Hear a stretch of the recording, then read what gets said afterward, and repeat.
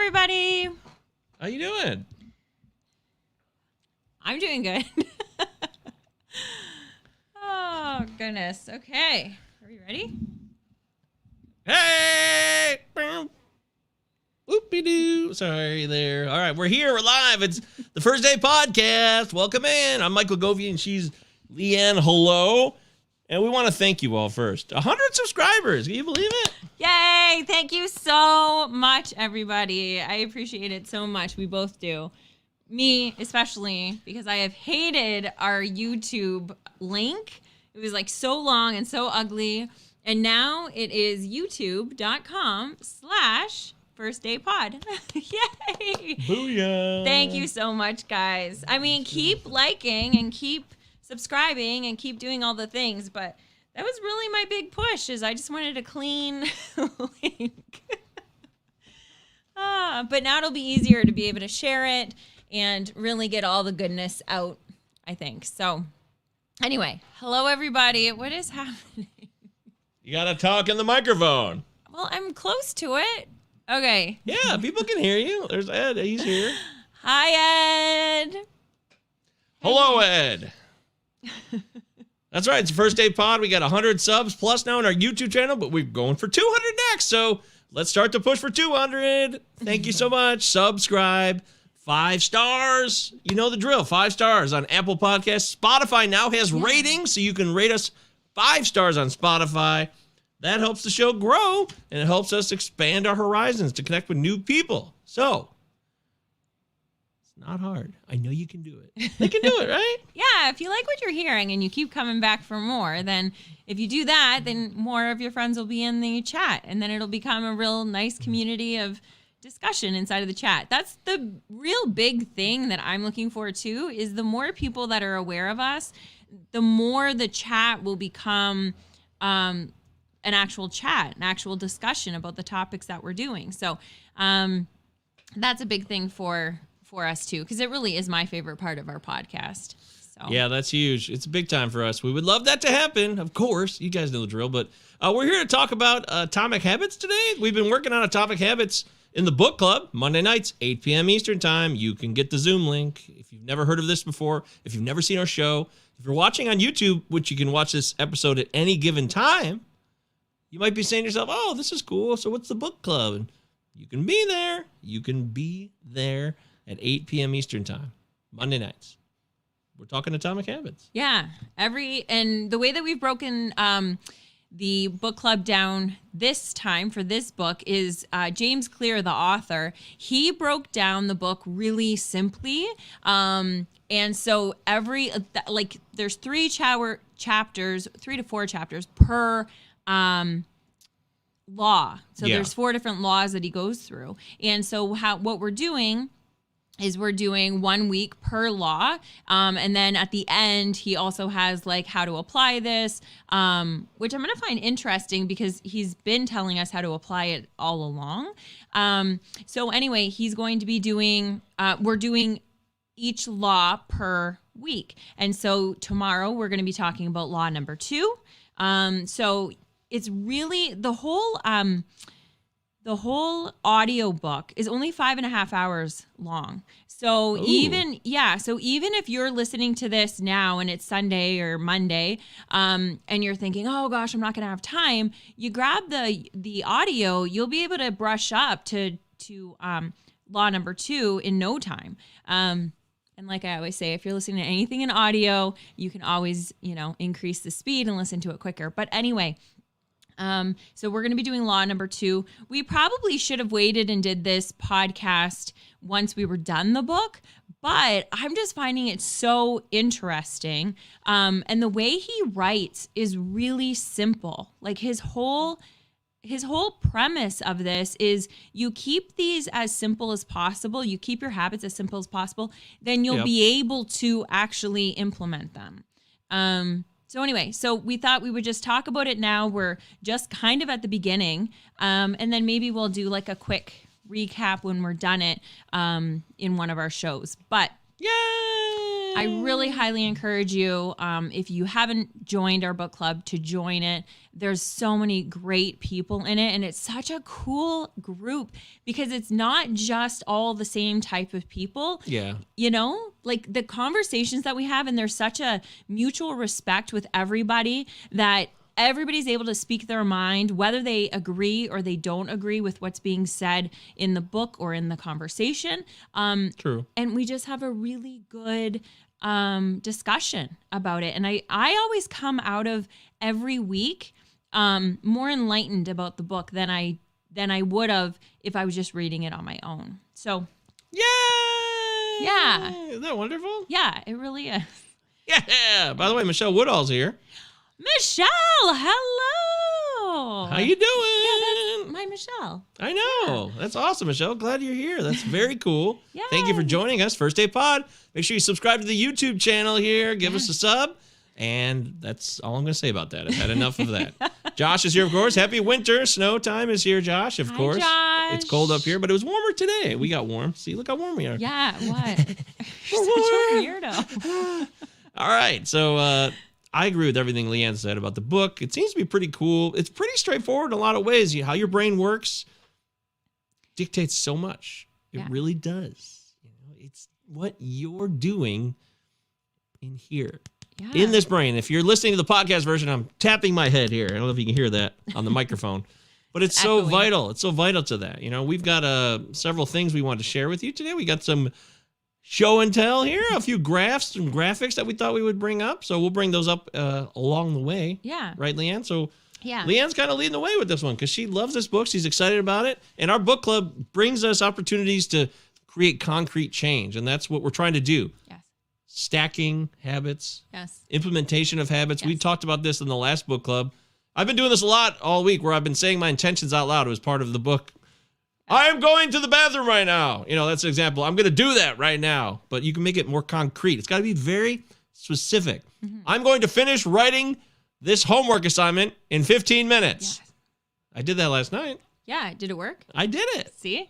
I mean, I sat there for a long time procrastinating. I wish I had said it an hour before that. Yes. So, but then it worked. And what was interesting is I was like, okay, well, I'll give you, because I like rounding numbers. So it was like, whatever time it was 06. So whether it was 10:06 or 11:06, I can't remember. And I was like, oh, well, I'll give you 24 minutes because then I'll take it to 11:30. And you're like, no, I've already made the intention. I'm doing it in 15 minutes. And he did it. The power of intention is incredible. The issue is that we don't have intention. We have this like lackadaisical kind of like dreamful wishes of what we want. And we don't focus on really being concrete about it. And that's really the like crux of the whole thing, is that we don't take the time to really think about what we want and who we want to become. And that's one of the things that he talks about too. So let's kind of, I made some notes. The majority of the notes are really from the first two laws because that's where we're at. Okay. I started going forward and I told Mike, I was like, I've only really made notes for the first two laws because I kept wanting to go further. And then I was getting so excited. I didn't really want to jump ahead from the group because the other thing that I like about our book club is, with the exception of one gentleman, and you know who you are, Patrick. Patrick always reads the book before we're done. So he's always way ahead of the game. That's his thing. That's his thing, and we all know it, and it's fine. That's our book club has things. It's got like routines, and there's people with personalities, but everyone's very, very welcoming and inviting. Yeah. But what's cool about Patrick is Patrick has a brain where he can compartmentalize it, so he doesn't really take us forward. My issue is I get really excited, but I'll like bunch everything together. So when I start talking about it, I'll quickly jump to something else, not realizing that, you know, that was in a later chapter. So that's why I don't want to go forward. Yeah. But anyway, okay, so the cool thing is the way that James breaks this down is that there's 4 laws. 4 laws. And it's all based around, if you read the book, there's actually been quite a few books about habit. And there's a habit loop that happens. And it's, you get a cue, and then it causes a craving, then you have your response, and then you get your reward. Okay, so it just kind of keeps going. If you think about any of the habits that we've created, it's always the exact same thing. He goes a step further and really tries to figure out two different ways of looking at this. One is, how can you create the cue and the whole process of the habit loop to your advantage to create the habit that you want? And then what I like is he also does the same thing with all 4 laws about how are you going to break your habit. So really it's an inversion of all 4 laws. So the 4 laws that he's got is, 1, make it obvious. So that's where the cue part comes in. The cue is like the trigger, what triggers you.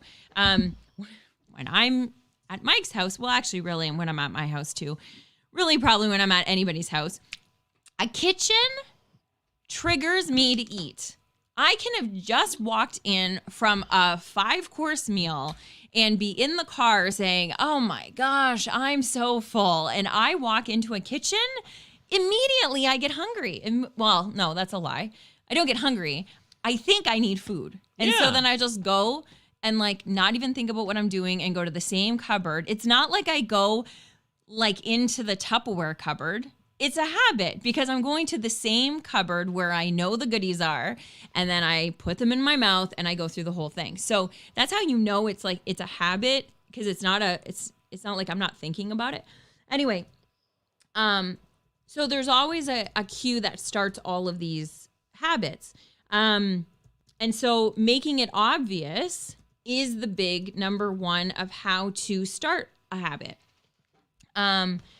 Then there's craving. So law number 2 is make it attractive. You want to make whatever habit you have, or whatever habit you're wanting to try to create, you want to make that craving. So what you're trying to do is, if you say, okay, I want to work out, nobody's going to want to just work out. So you have to create a cue. So maybe put your shoes by your bed or whatever it is to like spark. Oh, I'm wearing a green shirt underneath. I forgot I flipped over my sleeve so you can see through it. Oh, that's so cool. Oh my God, look at that. That's so funny. Can you see me? Okay, sorry people that See are... me. Where'd I go? Sorry everybody that is just listening to us on the audio. But I'm wearing green. I was actually wearing a full green sweater. Oh, by the way, Matt says stacking and change are vital. Hi, Matt. Glad you're here, buddy. Hey, Matt. And Ed says, it's like the 4 agreements applied to habit making. Be your word and do what you say.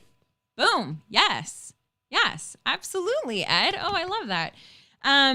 Yeah, so the habit stacking is such a cool, simple way of doing this. So, okay, anyway, make it obvious. That's for the cue. Make it attractive. That's law number 2. That's to create your craving. You want it. If you're not going to enjoy it, you're not going to do it. Law number 3 is make it easy, because that has to do with your response and like what you actually are going to do, the process that you're going to do the habit. And then law number 4 is make it satisfying. So that is the reward that you would normally get. Naturally, your bad habits are already kind of embedded in all of this. So like you see the cigarette, or you go to the bar, or you do the thing, that's the cue. You get the craving, and then you smoke the cigarette, and then you have the reward of that feeling afterward. But if you're trying to create a habit, just saying that I'm going to work out isn't enough. You have to be the architect of all those 4 stages before you get started. That way you're not going to be against the 8 ball and mess up at some point along that way, is basically what he's saying in this book. So, yes. Okay. Let's see what Ed has to say. You want to see what Ed has to say? Yeah, I do. It's right here. I tell myself if I go to the kitchen, I need to clean something. By the time I finish cleaning, I realized I was not really hungry in the first place. Oh. Ed. Right. Yeah, you know I would like that. Yeah. Yeah, that sounds like her right here.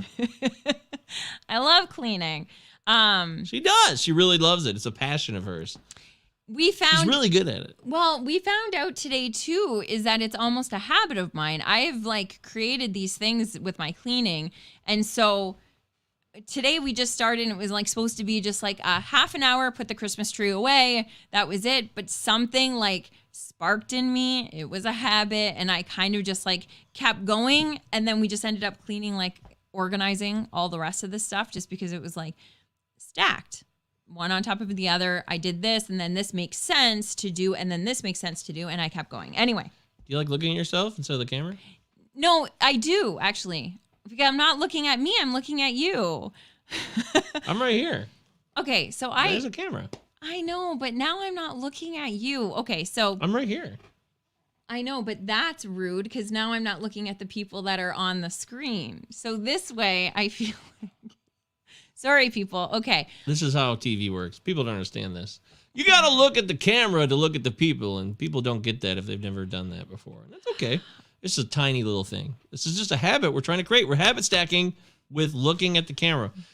We haven't mentioned this yet, but we wanted to thank Dave and Judy Wolf. They came on the show last week, and you guys gave us a huge boost in subs. A lot of you guys, the newcomers, you fellow subscribers to the YouTube channel, have done so because you are followers and admirers of Dave and Judy Wolf and their program. Yes. Sugar is bad, eating addiction, the food binging, all this stuff. You guys know all about what I'm talking about, don't you? So make sure to say thank you. Next time anybody sees Dave or Judy Wolf, give them a thank you. We're thanking you right now. Yes. Thank you so much. We always appreciate it. And Dave, you putting it even in your email, like it was just so sweet of you to make the extra effort to get us, to help us. And we really appreciate it. Yeah. We always get our biggest numbers when you guys come on and everybody shows up because you have such an army of people that dedicate themselves to what you guys do because it's so well done. It's proven. Yeah. Ed knows what I'm talking about. Yeah. Others of you understand that Judy and Dave, they talk, they walk the walk too. So they've lived the recovery of sugar addiction and eating late night without even realizing what they're doing and all that stuff, right? Yeah. The habit loop. The habit loop. So the habit loop can be bad news. But I will tell you this. I want to make sure we get that on the record. It's important to thank the people. And if we forget sometimes to get on the air and say things, it's only because it's scatterbrained by the moment of recording a live show. So that's the only time when we forget. We never intentionally want to leave anybody out. It's very important. This is also our last show on Sunday nights. Yes. No more Sunday night. And some of you might be like, oh, man. But it's just too challenging for our lives because we spend time together on the weekend, right? Mm-hmm.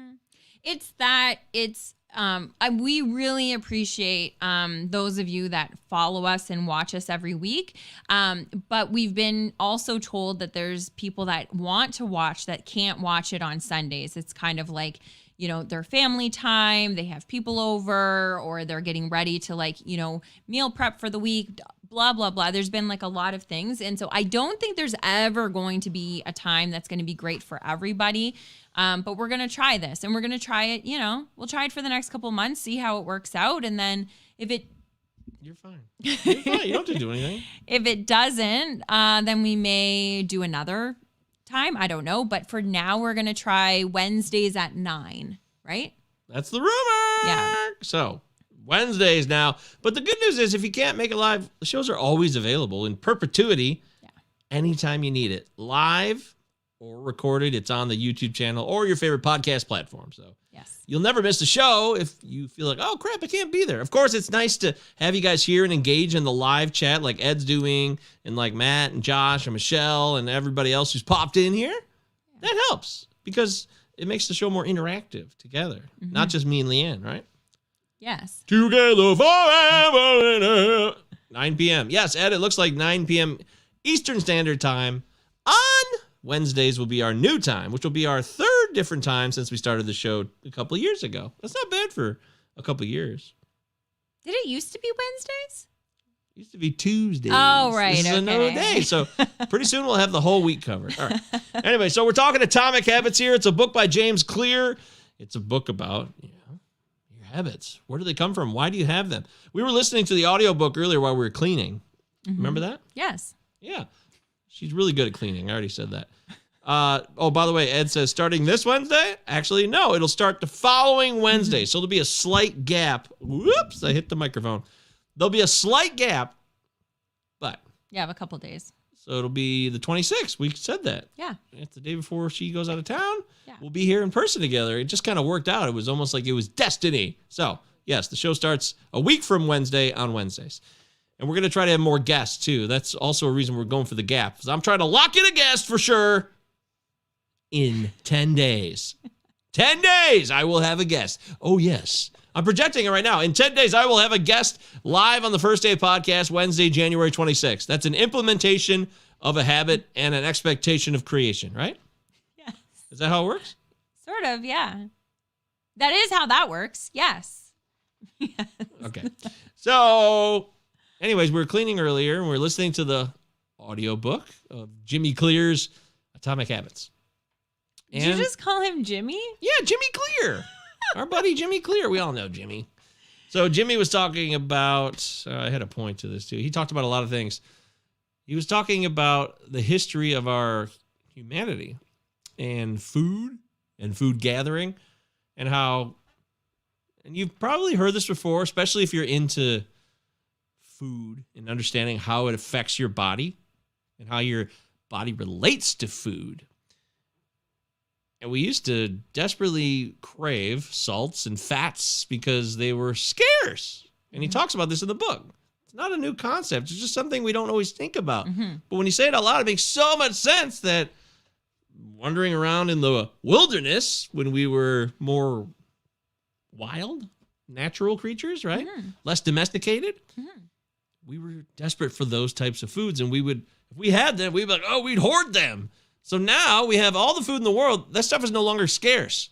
And these companies, these food companies, the United States in particular, have absolutely engineered all these foods to a specific design, right? Yeah. They've identified the ideal level of the bliss point. Yeah, the bliss point of the sugars and the fats and the salts and all those things that you find yourself, why am I doing this? Why do I keep eating this? Why am I drawn back to it? It's not just the dopamine hits. There's more to it than that, too. It's the fact that your brain has been trained, evolution and current biological situations combined with chemistry from the engineers of your food create your situation. So the habit you have is not just your decision to eat this trash either, or the fact that you're addicted. It's the fact that all of those things are in play. You know, biopsych, social, these are things that are used in the counseling world, in the medical world as well, healthcare world. So just think about that and remember that. That's why this book's interesting, because of that fact that, 3,000 years ago, we would have hoarded all this food and been grateful to have it for as long as we could. And now we don't have to hoard it because it's at every grocery store around the corner. Right. It's even at the party store. Hell, you can go to 7-Eleven and get all that trash. Yeah. Get the nachos at 7-Eleven, right? You could. Yes, you could. So, and that's why do I have a big smile on my face? I don't know. And where are you looking? Are you looking here? Look at the camera. Yeah. So, I'm sorry, people. That's an eyeball. I get it. It's just weird. I like looking at you. Okay, so anyway, that's fine. Okay, so where else are we going with this? We're talking about the book, so come on, you got your notes here? Yeah, okay. You're doing great. Okay, so there were a couple things that he brought up in the very beginning that I just found really interesting. So yeah, that valley of, yes. Okay, so the plateau of latent potential. This is really interesting. This is officially a class now, so we're teaching. No, but this is just really, really fascinating. So You want to still see us? Maybe we can do it like this. Anyways, okay, keep talking, please. Okay. So this part is really fascinating, and we all kind of intuitively know this, but we fall into the trap way too much. So, okay, so can you go back to it? Sure. You want to see that again? I do. Boom. So the line there that just goes from, so on the bottom, it's the time. So as time progresses, we assume that our results will also progress. So we assume that every day that we go for a run, we will see results every day. Every day that we do well on our diet, we will see results every day. We just assume that it goes in that line that just goes straight up. It goes straight up between time and results, right? That's what we just assume. It's like, so if we go a week that we've been doing really well on our diet, but the scale doesn't show it, we're like, wait a minute, this is where I should be, right? This happens also just with time, with age, where we assume that by the time we're 25, we should be here. By the time we're 40, we should be here. So we just assume that as time progresses, our results will also increase at the same trajectory.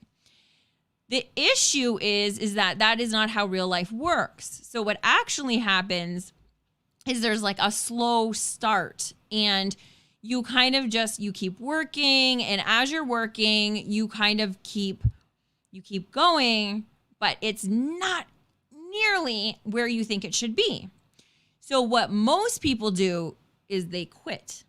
They quit because they're not where they think they need to be or where they should be. We all have. Oh, okay. We all do. We do it with our eating. We do it at work. We do it trying to, get a client, following up with your clients. Most people quit following up with clients after 2 follow-ups.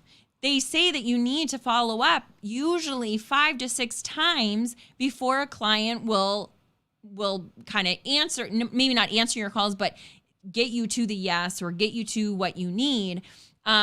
It's just human nature. But most of us quit because we, follow up twice. They say that, oh, I'm busy, call me back. Oh, I'm busy. And then you stop because you feel silly that you're not where you thought you should be. So you just fall off. In there, from the point of where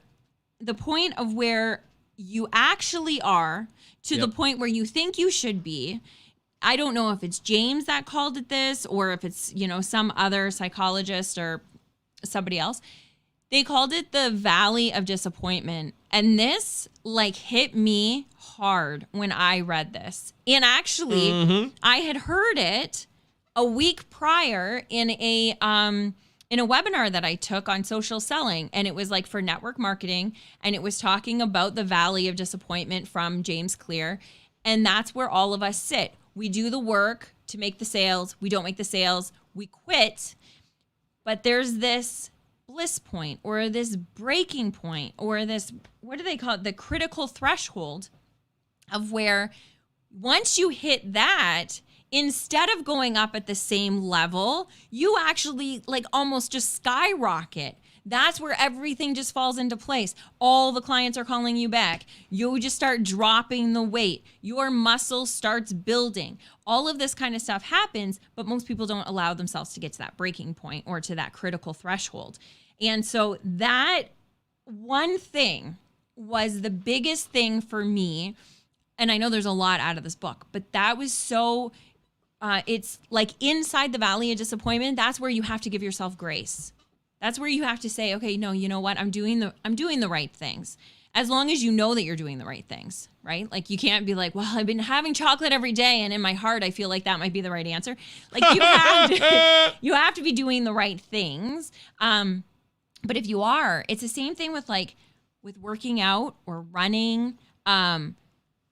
We keep doing it. And then we don't see the results right away. But I have friends that are runners, and they can tell you where that critical threshold was, because now it's just their body has what's the word, not molded to this new behavior, but now they are a runner. Now they are doing the things that they need to do, and it's so simple for them. Kind of thing. And their bodies are changing and all of this kind of thing.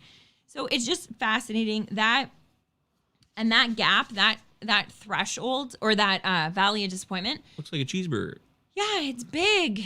It's frustrating. It's annoying. But knowing that it's there, labeling it, although you guys know I hate labels, but labeling that and knowing that is really powerful, because then okay, I have to just go one more day and just do this. I just have to go one more day and just do this. So I thought that was really, really important. I thought that was really fascinating. I think we can all relate to that. Anybody who's looking at that graph, You see the phrase, the terminology, the valley of disappointment. Boy, that sounds familiar.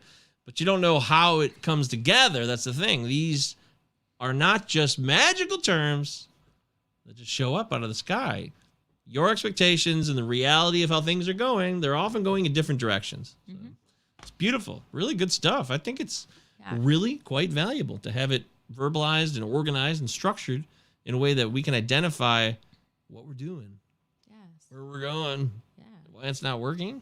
And that's what's going to help our mental health while we're trying to do this. Like, the big thing is that we put so much pressure on ourselves, and I'm like totally speaking just personally here, but you put so much pressure on yourself, because I know I do, and so much expectation on yourself that it ends up screwing around with your mental health. It really does, because then you start looking at your self-image, you start looking at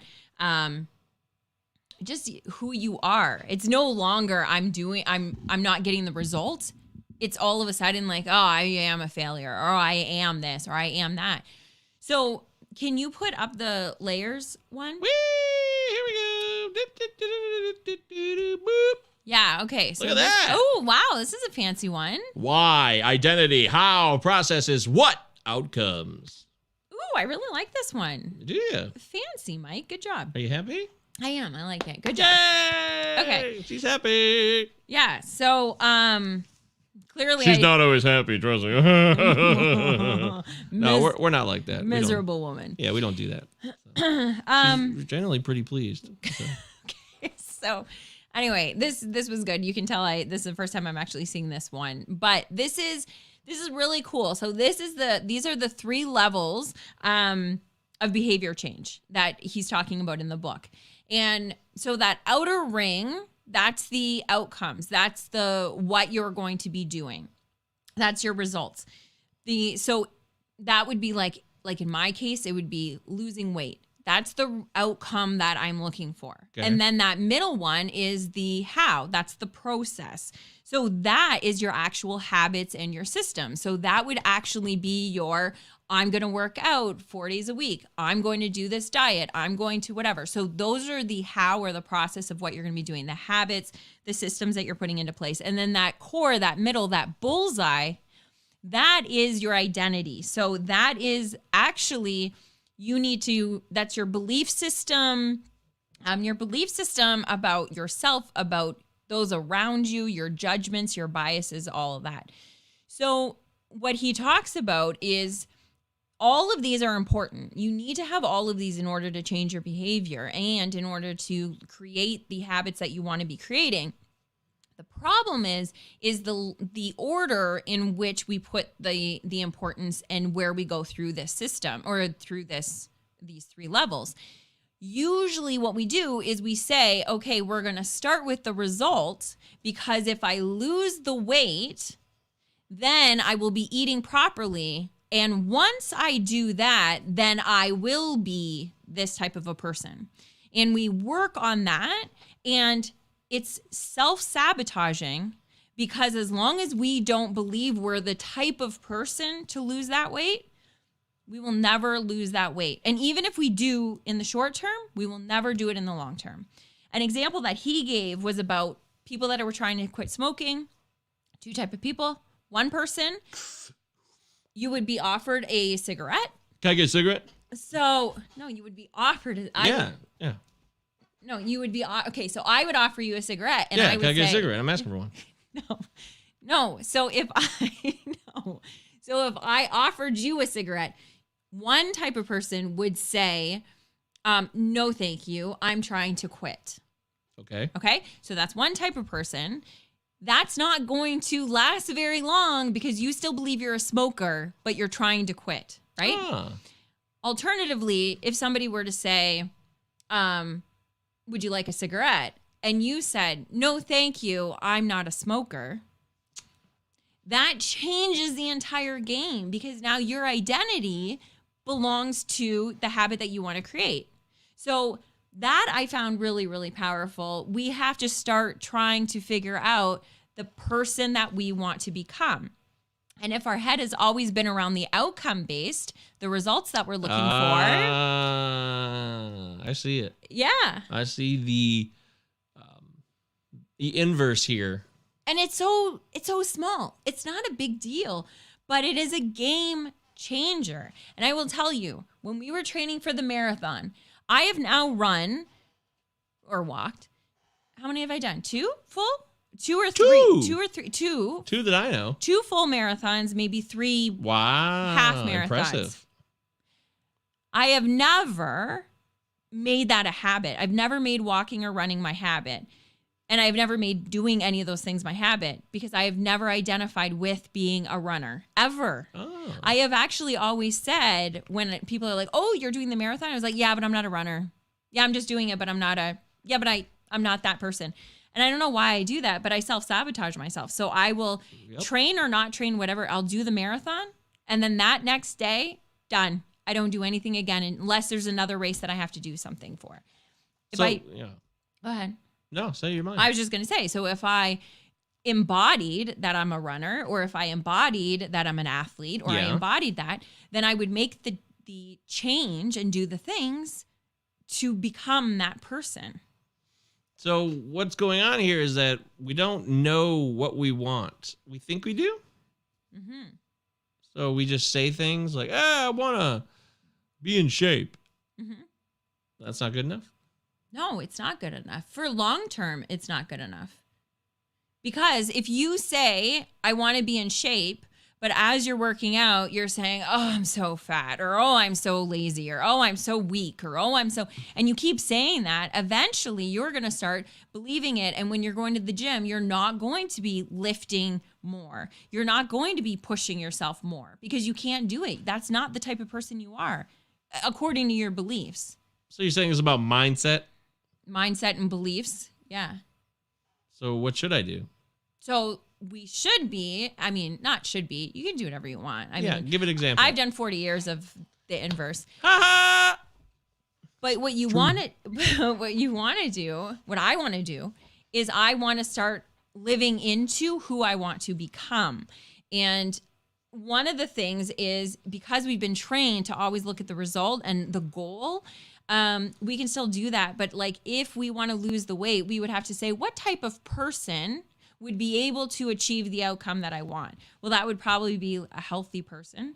That would probably be somebody that is, has some sort of control. That would probably be, saying, I want to be a healthy person. I'm going to become a healthy person, or I am a healthy person. Yeah. Every choice that you make, in the beginning, you would have to ask yourself a lot of questions. But when I'm going to go and get the Nutella, I would ask myself, I'm a healthy person. Would a healthy person make this decision? That answer would be no. And so now, because I am a healthy person, or I'm trying to become a healthy person, I won't make that decision. Huh.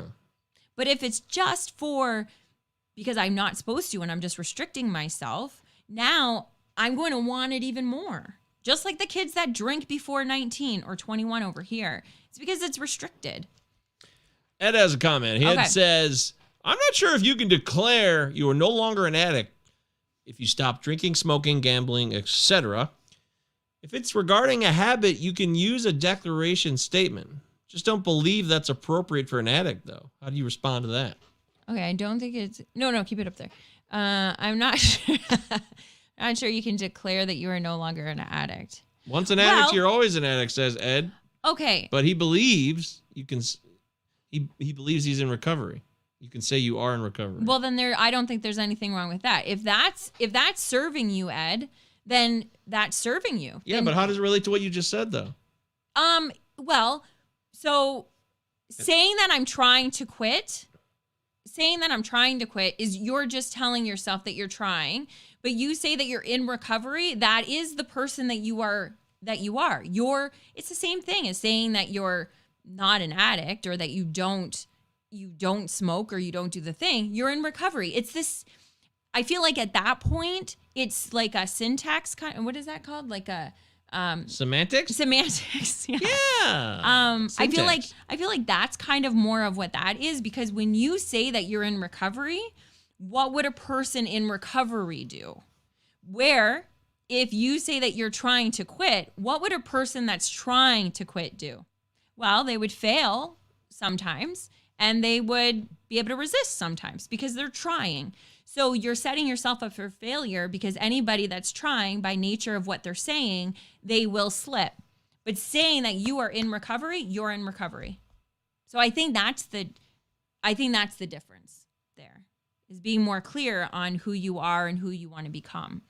So, but if it doesn't serve you to say that you're not an addict, then that's fine. But I don't even think that would come up in conversation anyway. It would be somebody that was, and you do this actually, Ed, somebody that would offer you cake.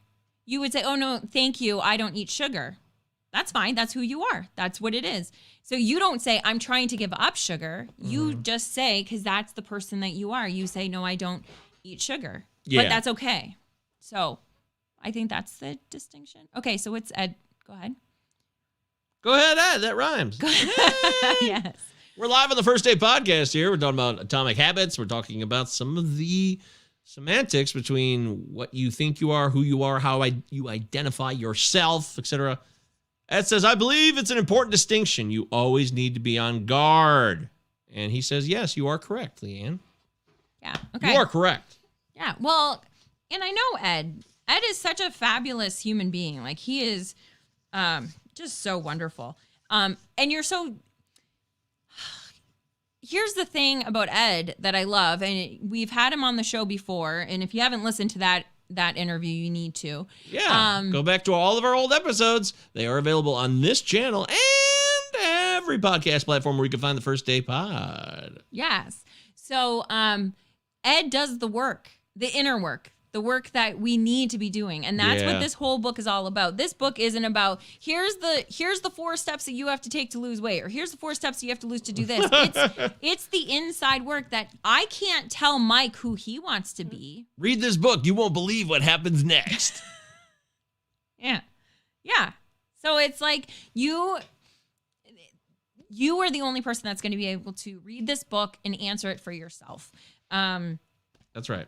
So the 2 steps that they say, so there's 4 laws and changing kind of the cue and all that kind of thing. Yep. But it's really an easy 2-step process on how to change your identity. And all it is you decide the type of person that you want to be, and then you prove it to yourself with small wins. They call it small wins. I call it She loves small wins. Isn't that weird? I do. What about this 3 layers quote, though, from the 3 layers? Oh, so this was good. So the other thing in this book is that even though it's called Atomic Habits, he's really talking about your systems and how you're doing the things. So it's not just your goals that you're doing. So you do not rise to the level of your goals. You fall to the level of your systems. That I thought was... Boom! Wow, that is really sharp. Look at you. Okay, so... Yeah, look at me. Yeah, look at you. So anyway, your goals, and I'm all for goals. I love goals. Goal setting is fun. Oh, you do. She loves goal setting. It really is, but... You're obsessed with it. Maybe. Maybe. Okay, I'll take a maybe. But after this book, I'm really realizing how our habits and our systems, that's what's in play. That's what's important. And so if you have, his whole thing too is trying to increase or improve 1% every day. And we can do that. But the problem is that we look to change overnight and become this new person. Everything. Change it all. Right, like that. And radical change. And then we drop and then we fall and then we're like, oh, okay, again. And so that's why, like, New Year's resolutions, the 15th of January, everybody's falling off right now. Like, how many of you guys have like set a resolution and you're not doing it anymore? Ah, how dare you? Yeah. I'm not going to the valley of disappointment. So exactly. So that's the whole thing, is that we don't give ourselves grace. We have these major goals. And if we don't hit them, then we give ourselves, grief. And that affects our identity. with this, if we can implement all the systems in place, and it's very simple to do. The other thing is, okay, so we're almost like running out of time. Yep, party's over. What's the last call here? Give us your final. Okay, so I want to, there's 2 things that I didn't even write it down. Okay, so there's 2 things that I want to say. That's the last one I got. Oh, you don't have to put that up there. Okay, never mind. I mean, you can if you want to. No, I don't care. I don't care. Okay, so the only thing that he was going to put up is... No, it doesn't matter. Don't even say it. No, I will. It's the whole break... Shh. Come on. I just had the whole breakdown of like the 4 steps, how to invert it. It's really not important. It was kind of like just like a big summary and we could have went through it, but not a big deal. Okay, so what was I... Okay, so the habit stacking that Matt was talking about in the beginning when he came on and was doing a comment, and he said it's super important. What the big thing is that we already have habits that we do. So if you can start thinking about the habits that you already do and start putting them down and figuring out, when I wake up, I already do this. I do this, this, this, and this. You know, when I get home from work, I already do this, this, this, and this. And there's little habits that we do. Well, yeah, a lot of people don't come home from work. I don't. When you leave your computer from your work, you do this, this, and this. There's habits around everything. When you get into your car, your whole system of how you drive is now a habit. And you don't even realize all the steps that you had to take just to pull out of your driveway. So if you can realize all of those habits you already have, the habit stacking, what he was talking about is if you want to create a new habit, you insert the new habit that you want already into one of those habits. So now you don't have to think about it. It's like if you want flossing your teeth, if you want that to be your habit, when you go into the bathroom to brush your teeth, you already have a habit of brushing your teeth. So your new habit would be grab the floss before your toothbrush. So when I open the drawer, I will grab the floss and then I will floss. Well, now that's going to become a really easy habit for you to create because it's already implemented into a habit that you have. And then you just keep stacking them on top of each other and then you can create that. The other thing, is that real? Okay. Mike, I talked through this whole thing. I'm sorry. What? You've been killing it. You're in the zone. I love this. You have atomic habits blowing up out of your head. You can't even stop. Okay, so... Way to go. Okay, this is the last point that I want to say. People like you anyways. They don't want to hear me. Of course they do. Of course they want to hear you. They don't want to hear me. Yes, okay. Everybody give Mike some love in the comments. No, okay. I'm not looking for pity. I'm sorry. I was just joking around.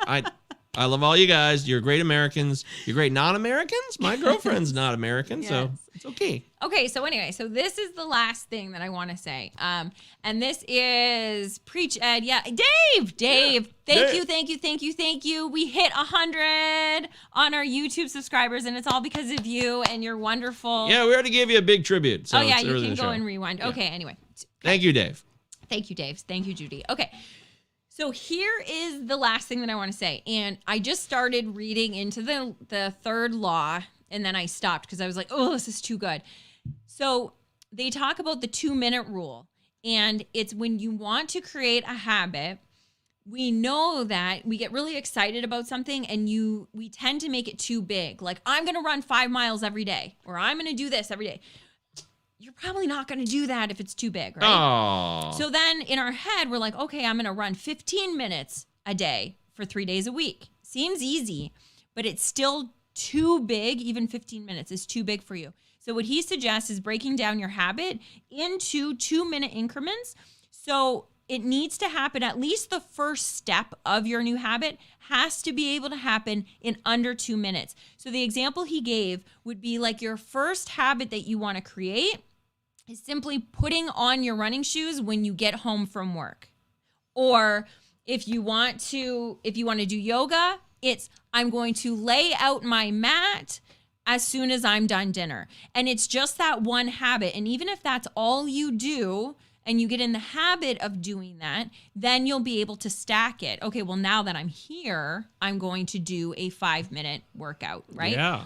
But it's that just creating that little habit, one on top of the other. And think about it. If we can do that, imagine where we'd be at the end of the year.